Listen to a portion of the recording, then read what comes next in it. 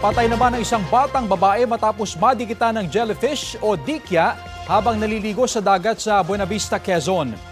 Batay sa investigasyon, kasamang naliligo ng 5 taong gulang na biktima ang kanyang tiyahin sa beach sa barangay Mabutag nang bigla raw magsisigaw ang bata. Kinabitan na pala siya ng nakalalasong dikya sa kamay at braso.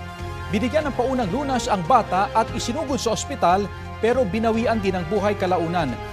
Sakaling makapitan ng dikya, ito ang tips mula sa Philippine Red Cross. Tumawag agad sa kanilang hotline na 143. Depende po sa uri ng dikya ang ibibigay na paunang lunas sa pasyente. Kung tropical jellyfish, hugasan sa suka ang bahagi ng katawang nadikitan.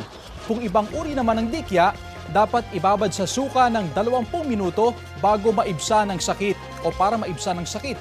Alisin ang mga naiwang tentacles o galamay ng dikya at ibabad sa mainit na tubig ang bahagi ng nadikitan ng jellyfish. Kung walang mainit na tubig, gumamit ng cold pack. Obserbahan ang pasyente at kumonsulta sa doktor.